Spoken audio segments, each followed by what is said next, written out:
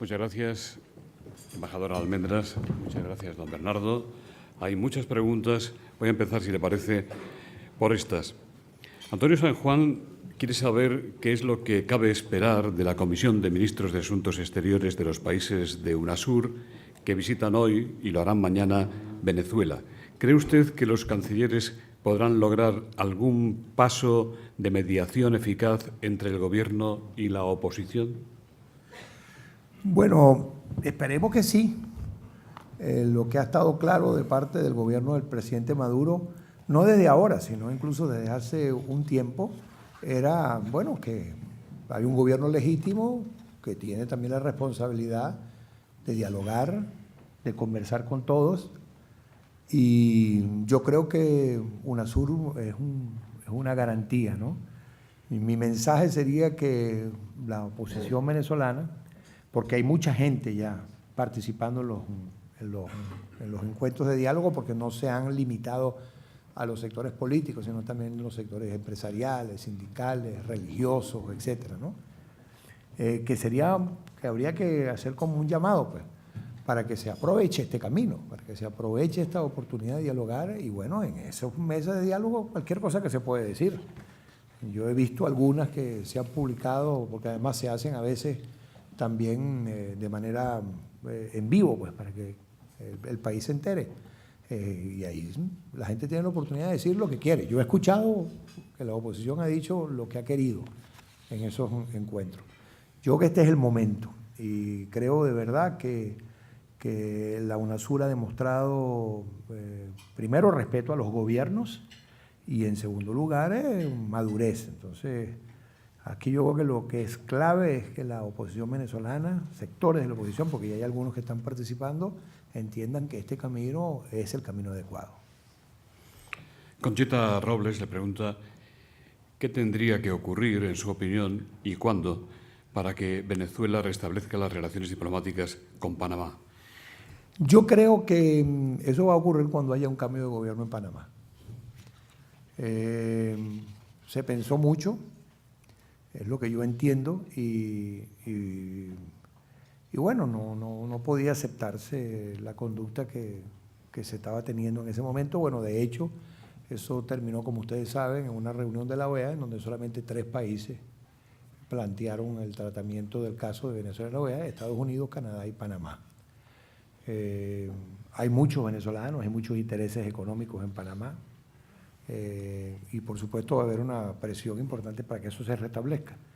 Yo creo que es bueno que se refresque la relación, y quizás con un nuevo gobierno eso seguramente estará sobre la mesa y la agenda.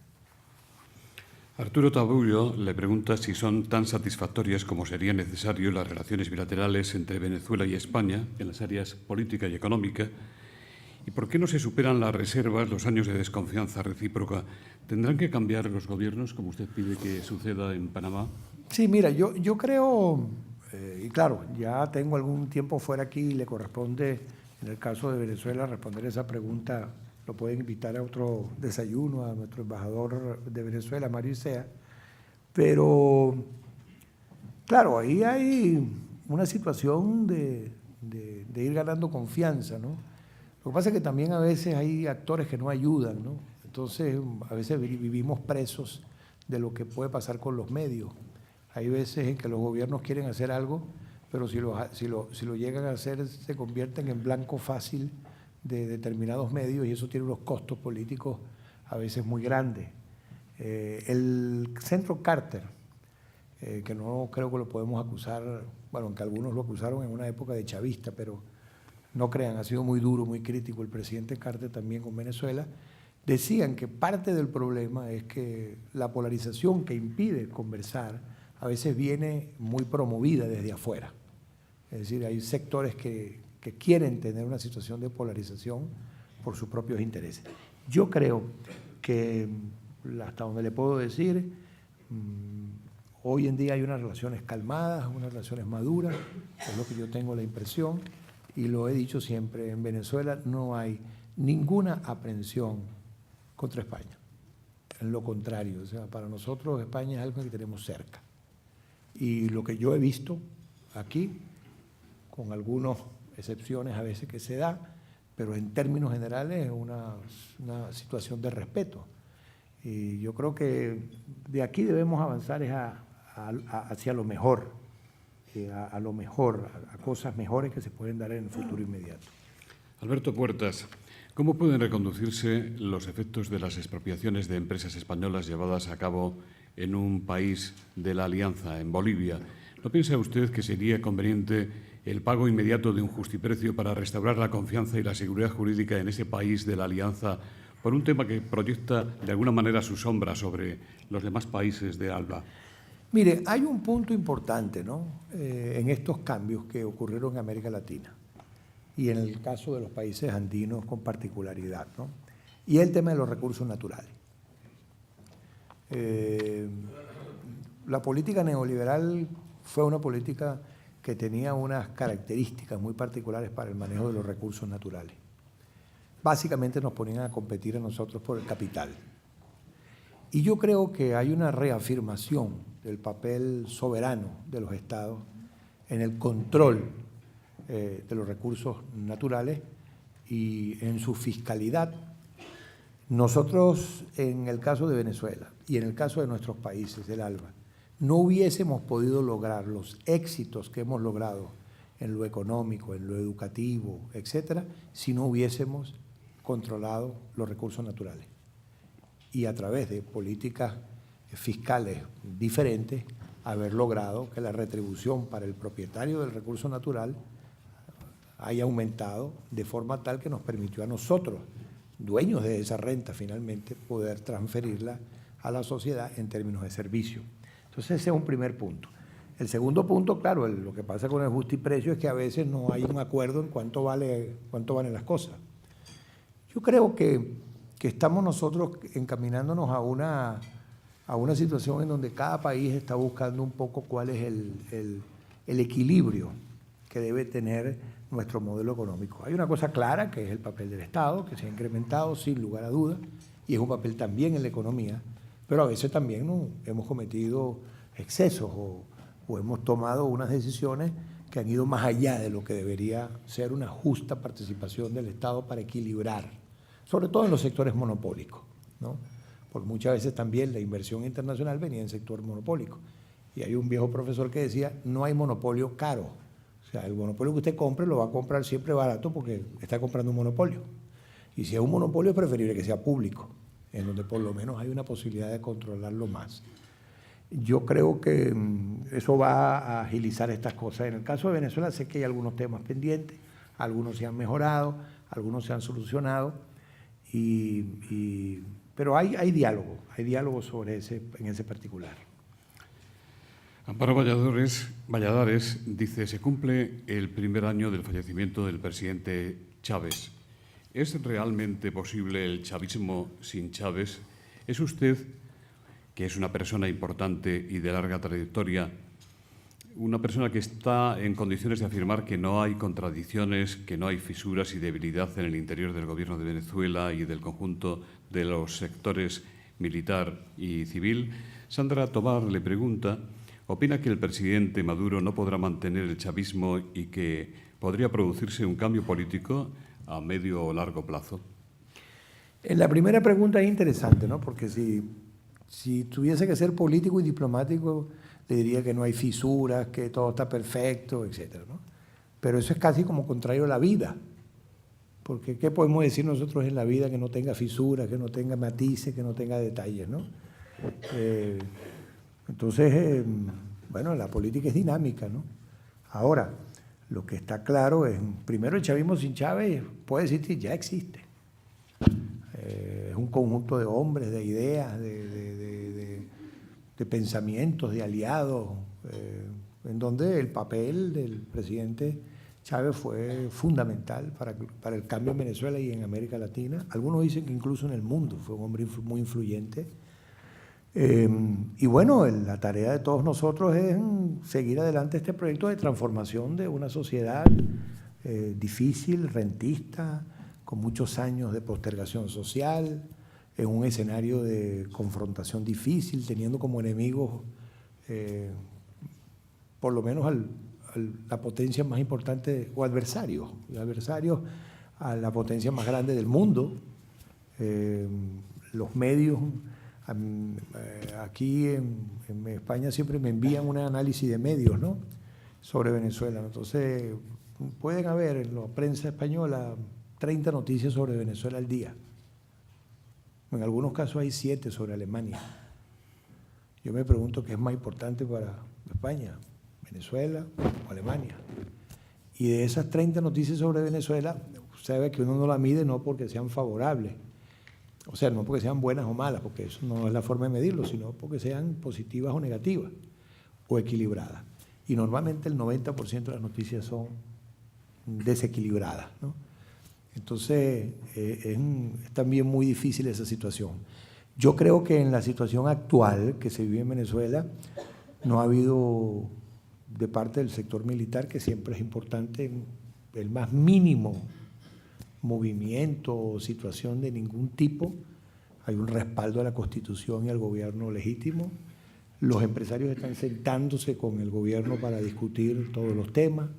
Las iglesias, que como ustedes saben son muy importantes, algunos medios también lo están haciendo, y un sector de la oposición. Hay otro sector de la oposición que tiene una visión más radical y que, bueno, tiene el apuro de no querer esperar los tiempos constitucionales. Y sobre todo lo que tenemos que todos condenar es la violencia. Don Bernardo, ¿está loco quien piensa en algún escenario en el que el actual presidente de la Cámara Popular Venezolana podría, siquiera en una forma de gestión provisional, ser el presidente de la República, sucediendo al señor Maduro? Mira, lo que pasa es que para eso supone que el presidente Maduro renuncie. El presidente Maduro no va a renunciar, a menos que no esperemos que haya ningún atentado o cosas de ese tipo, pero la Constitución es muy clara, él es el presidente hasta que... bueno, ahí en la mitad de periodo un referéndum revocatorio, que por cierto también fue aplicado en Venezuela en el 2004, cuando estaba formándose el ALBA. Y si tienen los votos para convocarlo, y si logran el resultado de un voto más que lo que obtuvo Maduro en su elección, Maduro tendría que retirarse. De resto, no hay otra opción que esperar las elecciones presidenciales dentro de 5 años. Rogelio Castro dice, perdón, la muy delicada situación de la economía en Venezuela complica aún más la situación política y ambas se realimentan. ¿Está agotado el modelo económico de Venezuela, en vías de agotamiento o necesitado de algo más que ajustes del tipo de los realizados hasta ahora? ¿Qué margen de maniobra le queda al gobierno del presidente Maduro? ¿Cabe esperar que sectores populares acaben por apoyar a la oposición partidaria o habrá que esperar al colapso de la economía? Mira, una economía no colapsa cuando todos los días produce 3 millones de barriles que se venden en el mercado internacional. Bueno, menos los que se consumen en el mercado interno. Venezuela tiene sólidas alianzas, entre otras con China, por ejemplo. Venezuela, el 18% de la deuda externa representa el 18% del PIB. Yo no sé cuáles son las cifras de España, como ejemplo, pero no creo que estén a ese nivel. Es decir, hay espacio para deuda externa si fuese el caso. El problema venezolano es un problema muy coyuntural, aparte de algunos problemas estructurales, que es como, estando aquí en España, mucha gente hablaba y decía que el problema del desempleo también es un problema estructural de la economía española, que viene de hace muchos años. Nosotros tenemos problemas estructurales de sociedades que tienen un nivel de rentismo, bueno, que es muy, muy difícil de vencer. Pero el problema en este momento básicamente es el problema del esquema de cambios, el cambio, ¿no?, que nos llevó a producto de muchas circunstancias, entre otras también circunstancias, como decía el propio presidente, sobrevenidas de su propia enfermedad. Eso fue para nosotros, y no lo dejamos de repetir, si eso es muestra de debilidad, pues seremos débiles, una situación sumamente complicada. La muerte súbita o rápida de un líder de esa magnitud, pues, donde él tenía pues el liderazgo indiscutible de este proceso. Bueno, eso, algunas decisiones que no se tomaron a tiempo, mucho elemento de especulación, gente que estaba interesada en crear situaciones de violencia, de inestabilidad en el país, y eso nos llevó a nosotros a tener dos cambios, como ustedes saben, un cambio oficial de 6.3 por dólar, que significaba prácticamente un subsidio para muchas cosas en las que se usaban, entre otros, por ejemplo, los viajes de los venezolanos. Es decir, nosotros terminamos financiando aquí al Corte Inglés o a otras grandes tiendas, ¿no? Porque era muy económico viajar y comprar aquí, mucho más barato que en Venezuela, porque teníamos acceso a ese dólar de 6.30. Los viajeros venezolanos en el 2013 se llevaron 8.500 millones de dólares. Eso no está mal, pero al mismo tiempo las importaciones del sector público fueron 6.000 millones de dólares. Es decir, llamarnos nosotros mismos a la reflexión. Quizás eso tiene que ver mucho con la economía rentista. Bueno, y eso generó, como ustedes saben, un cambio oficial de 6.30 y un cambio paralelo que, aunque no lo utilizaba mucho la gente porque era muy costoso, distorsionó todo, que llegó a estar en 100 bolívares, en 90 bolívares. Entonces, claro, los empresarios, eso generó un problema en las importaciones, generó un problema en la liquidez de divisas, generó un problema, por ejemplo, con nuestros vecinos. Entonces resulta ser que era absolutamente imposible controlar el contrabando cuando los precios que iban, por ejemplo, a Colombia eran totalmente subsidiados y en algunos casos el 30, 40, hasta 50% de la producción se iba a Colombia. Mateo Cabañas. Perdón, esto no ha terminado. Y afortunadamente eso se está revirtiendo. Al día viernes ya estaban 50 bolívares, porque se eliminó, se cambió, ya no es delito utilizar dólares en la forma en que sea. Hay unos dólares a 6.50 para las cosas estrictamente estratégicas, medicina, educación, etcétera, y hay dos sistemas más, uno a través del cual el gobierno permite que vengan las empresas, se licita, hay una subasta, y un tercero que es el que debe ayudar a bajar, en donde la gente puede comerciar los dólares que quiera, de la forma que quiera. Entonces, eso va a calmar esta situación.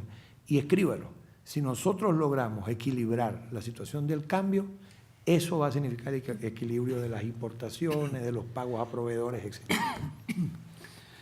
Mateo Cabañas dice, las compañías aéreas, y en particular las españolas, tienen problemas por el retraso en la expatriación de sus ingresos y dividendos, 200 millones en el caso de Iberia y otros más de 100 en el caso de Air Europa, cuyo presidente se encuentra con nosotros, por cierto.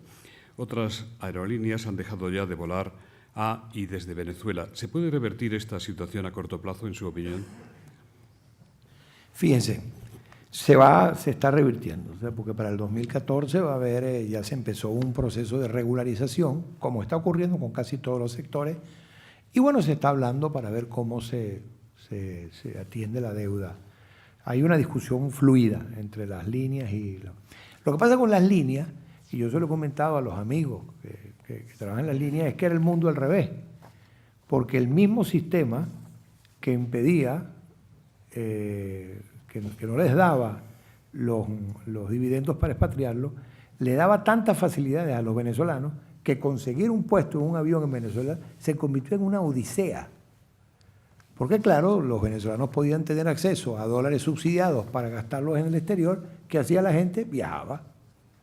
Incluso en algunos casos se dio la locura de que la gente no viajaba, reservaba el puesto, no lo usaba y mandaban una tarjeta de crédito con un amigo. Aquí en Sol, en una oportunidad, encontramos gente que decía, se raspan tarjetas, que es que usted entrega su tarjeta de crédito, la entrega, hay gente que hace eso y te entrega los dólares para entregárselos a alguien en Venezuela y cambiarlos a 80 o a 90 en el cambio paralelo. Entonces, era una distorsión general que se había generado y el caso de las líneas aéreas es una gran expresión de eso. Pero ya eso va encaminándose y bueno, se están haciendo evaluaciones del caso y ha habido ciertas restricciones de algunas...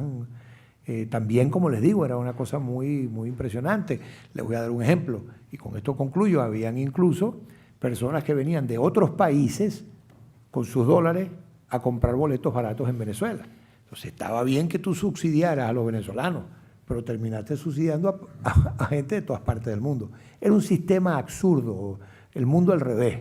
que por eso les digo yo que si mejoramos y controlamos toda esta situación de un cambio equilibrado, eso va a superar este y otros problemas. O sea, que usted le da buenas esperanzas al señor Hidalgo que está con nosotros. El señor Hidalgo sabe que nosotros siempre, primero lo atendemos y en segundo, estamos pendientes de su caso y vamos a resolverlo. Le preguntan también qué alcance puede llegar a tener la secuencia de enfrentamientos en el seno de la OEA y de UNASUR a propósito de la situación política en Venezuela. También le preguntan si fue una buena idea impedir la semana pasada que hablara en la OEA la diputada opositora venezolana María Corina, que ha alcanzado mayor notoriedad incluso de la que hubiera podido conseguir compareciendo ante el Consejo. Si les preocupa el deterioro de la imagen internacional de Venezuela, ¿no cree usted que sorprenden a los medios internacionales las imágenes de los mítines, digamos que altisonantes del presidente Maduro, que vistas en Venezuela pueden gustar a más de medio país y a sus aliados, pero que fuera se explican quizás peor? Claro, el tema de Venezuela en los medios es ya un tema que se han escrito tesis. Incluso aquí hay algunos periódicos importantes de este país que se niegan a publicar opiniones balanceadas sobre el caso venezolano. Me refiero al diario El País. No voy a decir quién, pero ambos saben.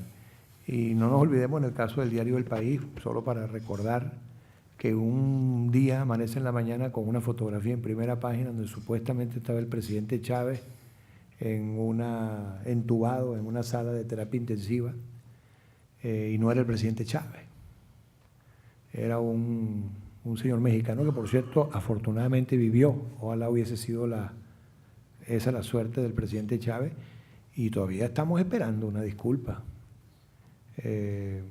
Si no quieren al pueblo de Venezuela en términos generales, por lo menos a la familia del presidente Chávez, por esa fotografía que se publicó ahí. No hay confrontación entre la OEA y UNASUR, para nada. UNASUR está haciendo su trabajo. El trabajo de UNASUR es, por solicitud del gobierno venezolano, un grupo de cancilleres ir a Venezuela a apoyar y acompañar el diálogo que está el gobierno de Venezuela proponiéndole a la sociedad venezolana. La OEA, hubo una solicitud de Panamá que no fue secundada sino por los Estados Unidos y Canadá. Creo yo que también eso llama a pensar de cómo ha cambiado el continente. Por otro lado, yo me pregunto, la señora Machado participó en las elecciones primarias de la oposición y fue la última que llegó en votos. Yo me pregunto, ¿sería posible aquí, por ejemplo, que en una reunión internacional una persona crítica del gobierno de España terminara con la nacionalidad lituana y fuese nombrada representante alterna de Lituania ante la Unión Europea para hablar en contra del gobierno español? O sea, es absurdo que una persona que sea la dirigente política de un país termine siendo la embajadora de otro país en una organización como la OEA. Yo creo que esto le ha generado un gran problema a la OEA, que no debe estar nada contenta con esa situación. Y bueno, yo creo que el caso es eso, pues un poco buscar la notoriedad internacional, jugar un poco a la situación radical. Yo también, yo creo que eso ha generado dificultades en la propia oposición. Pero bueno, no me toca a mí hablar de la oposición. Yo vuelvo a repetirle, a algunas personas que me han dicho, cónchale, pero ¿por qué no buscan un esquema distinto? Nosotros no. Lo importante ahora es, si se abrió el camino del diálogo por el gobierno, transiten ese camino. Si quieren decir que no les gusta mucho el procedimiento, que quieren incorporar otros temas, díganlo ahí. ¿Qué puntos cree usted esenciales que se pongan sobre la mesa en la agenda? Primero, execrar la violencia. No aceptar violencia, venga de donde venga. Porque lo que pasa con la violencia es que no es representativa. Usted para ganar una elección necesita votos. Mientras que con la violencia depende de cuánto ruido haga, cuántas armas tenga, cuál sorpresiva sea su táctica, porque en Venezuela hay personas que manifiestan, estudiantes, médicos, que tienen una agenda y pueden protestar, pero las acciones violentas al final son 1.000, 2.000 personas, las que pueden tomar y buscar un escombro, prender una gasolina, etcétera, ¿no? Entonces, lo que hay que hacer es execrar la violencia y bueno, transitar un camino de diálogo. La ventaja que hay en Venezuela es que todo se sabe, es abierto. Se televisan en vivo los debates de la mesa de diálogo. Por cierto, muchos dirigentes de la oposición lo aprovechan para dar su discurso político. Y está bien, porque, bueno, de eso se trata. Entonces, yo diría que el punto central es, ya que está abierta esa puerta, y que es una decisión firme, que se tiene al UNASUR como un interlocutor para ayudar en este proceso, que se transite ese camino del diálogo, y en ese camino se pueden hacer todas las observaciones que se quieran. En la España de la posguerra se forjó el lema «Bienvenido, Mr. Marshall», en alusión a la ayuda de los norteamericanos que mitigó el hambre de muchos ciudadanos españoles. En la Venezuela de hoy, ¿son la esperanza los chinos y los rusos? Yo creo que el mundo oeste que decíamos del neoliberalismo, del fin de la historia, etcétera, es un mundo en donde prácticamente se habían eliminado hasta las competencias, porque había con un poco la situación europea, la gente pensaba que Europa iba a ser una alternativa al poder americano, pero no fue así. Después, si despertaba o no despertaba Rusia, pero yo creo que hay un mundo ahora mucho más abierto a lo que hemos llamado nosotros la pluripolaridad, es decir, a distintos polos, distintas conformaciones regionales que tienen poder. Indudablemente, la China es hoy en día, para la América Latina, uno de los socios fundamentales. Creo que ya superó a otros, no sé cómo está ahorita, pero en toda la América Latina es muy importante, y hay que también, lo decía aquí el ministro García Margallo, ver qué es lo que están haciendo los chinos, ¿no? ¿Por qué esa expansión? Y yo creo que Rusia, bueno, en Venezuela es un actor fundamental, y en América Latina en el pasado fue muy importante, después se replegó y creo que ahora hay un regreso, ¿no? Entonces sí, son fuerzas alternativas, pero ahí está también la India, por ejemplo, que se ha convertido también, el mundo de los BRICS, diría yo, y el propio Brasil en nuestro continente, que es un gran jugador mundial. Yo lo diría más bien por el caso de los BRICS, que incluye, por supuesto, a Rusia y China, pero está la India y está Brasil. Enrique Gaspar, de Nexos Alianza, le pregunta, cuando habla de inversión de ALBA más Petrocaribe en contenidos sociales, ¿a cuáles en concreto se refiere? Más preguntas. ¿Cuáles serían las formas de pago y las contrapartidas en esa relación transversal? Y finalmente, ¿qué planes tiene Petrocaribe en lo referente a los nuevos combustibles y las energías renovables? ¿Entra en sus planes dedicar recursos a la I+D en ese campo? ¿Aceptaría alguna forma de colaboración con empresas españolas que lideran la investigación en este campo? La respuesta es, a la última pregunta, sí. Y ya. Búsqueme al final y estoy seguro que interpreto también a la embajadora y al resto de los colegas embajadores del ALBA. Si ustedes quieren, el gran desafío nuestro es ese, el de la investigación y el desarrollo. Ecuador está haciendo pasos muy importantes, muy importantes. El Perú también ha hecho cosas interesantes en ciencia y tecnología. Una de las cosas que ponemos sobre la mesa para la relación del comercio intra-ALBA Petrocaribe es la compensación venezolana. Les pongo un ejemplo. Nosotros tenemos compensación de la República Dominicana en algunas materias, y la materia prima de eso a veces viene de países del Asia. Bueno, que la materia prima de esas cosas que se compensan para Venezuela pueda venir, por ejemplo, del Ecuador o de Bolivia o de Nicaragua.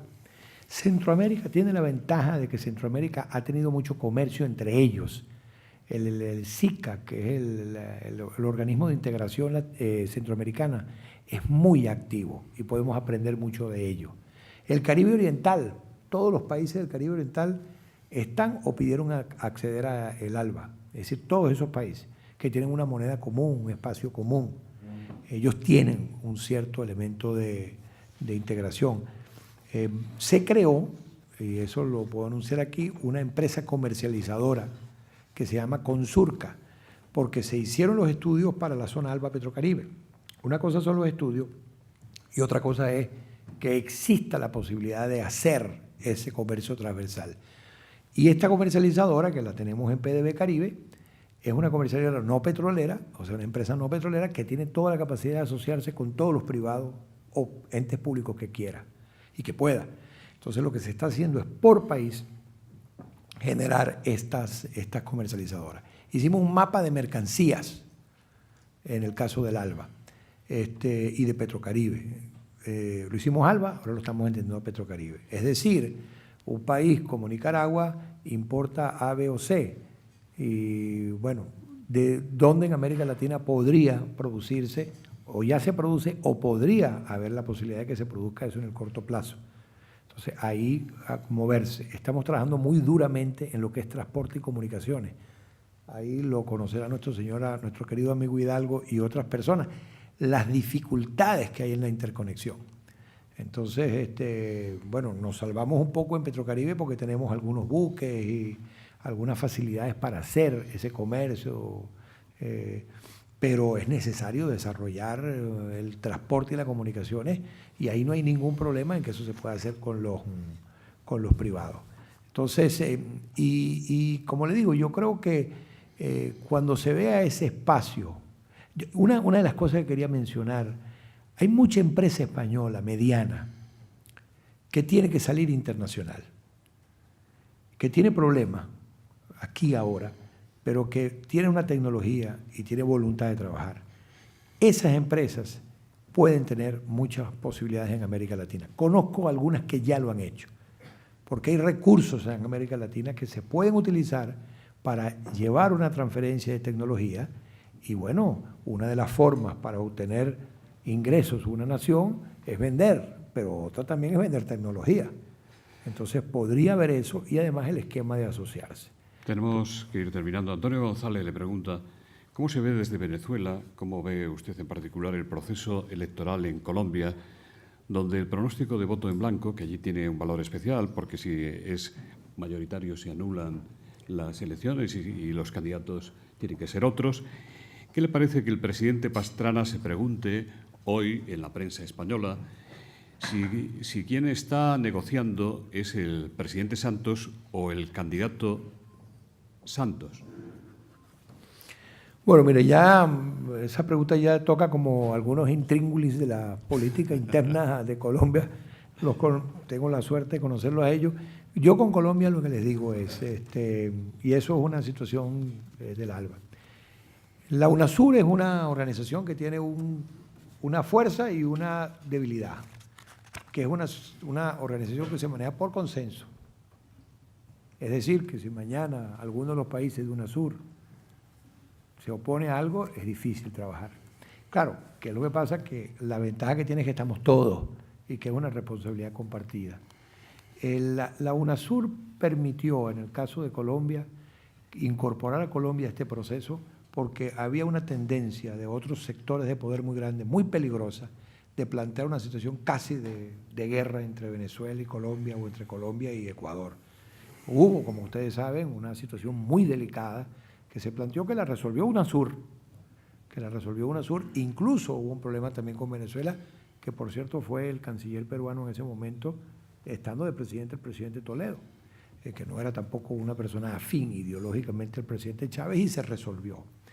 Yo creo que la ventaja de UNASUR es que nos permite un espacio de manejo político muy importante. No se olviden ustedes que además estamos un conjunto de países apoyando los diálogos de paz de Colombia, que son para nosotros los más importantes. Ya concluiríamos, ¿no? Concluimos. Tengo otra pregunta, pero como usted quiera. No, porque lo que iba a decir yo es que les agradezco todas las preguntas que hicieron sobre el ALBA y Petrocaribe. Antonio Revuelta le pregunta: ¿quién depende más de quién? ¿Cuba de Venezuela, su principal sustento económico, o Venezuela de Cuba, el principal apoyo político de la isla? ¿Cree que los Castro tendrían que acelerar las reformas y el proceso hacia una mayor democracia y que no pueden ya resistir mucho más tiempo? Mira, yo creo que lo que está pasando en el mundo con el embargo, hasta la propia posición de la Unión Europea, indica que ellos entienden que el proceso de Cuba está llevando el proceso que los cubanos quieren que lleve, ¿no? Y es una revolución consolidada. En la CEGIP, que se retiró ahorita nuestro amigo, hace unos estudios sobre el comercio y la relación sur-sur. Y la propia CEGIP, que tampoco la podemos acusar de ser del prochavista, dice que el modelo de la relación sur-sur profunda es Venezuela y Cuba. Son países que han podido llegar a una relación muy profunda, de acuerdo a lo que tienen. Es decir, algunos tenemos algunas cosas, otros tienen otras. La relación con Cuba y Venezuela es una relación de una gran profundidad, es una relación estratégica y nos hemos ayudado mucho, Lo que pasa es que creo que ahora lo interesante es que se expandió hacia la América Latina, se expandió hacia la América Latina, reconoce incluso los papeles de Cuba, el papel de Cuba en problemas muy importantes, entre otros la situación de Colombia. Es decir, quien ha tenido el papel determinante en la negociación, las negociaciones de paz entre la guerrilla colombiana de la FARC y el gobierno se hacen en Cuba. Y hay una confianza. Entonces yo creo que también eso es un poco una expresión del aporte de Cuba. Yo creo que Cuba nunca se fue a América Latina, pero hoy en día hay una concepción de que Cuba está profundamente integrada e involucrada hacia América Latina. En nombre de BT, Red Eléctrica de España y Asisa, va a despedir el acto don Ramón Casanova, director en esta última. Muy buenos días. Queremos agradecer a don Bernardo Álvarez su intervención. Señor Álvarez, intelectual, profesor y diplomático, nos ha expuesto desde UNASUR y CELAC proyectos, sobre todo el segundo, que actúan como cortafuegos contra el golpismo, su idea de nuevo tiempo político, porque, como dice él, cuando hay respeto mutuo se pueden mantener relaciones que vayan más allá de las diferencias que existan. El proyecto ALBA tiene como objetivo fortalecer el motor de las transformaciones políticas en la región latinoamericana y caribeña, impulsando cambios sociales, soberanía, recursos e integración, entendiendo la integración como esfuerzos para recuperar la soberanía, profundizar en la inclusión e impulsar un modelo económico más justo. Su presencia aquí evidencia también la voluntad de resintonizar las relaciones con Europa. En nombre de los patrocinadores Asisa, BT y Red Eléctrica Española, damos las gracias al señor Álvarez por su brillante exposición y por sus interesantes respuestas a las preguntas en el coloquio. También agradecemos a la embajadora, doña María del Carmen Almendros, por su presentación. Muchas gracias a todos ustedes por su presencia.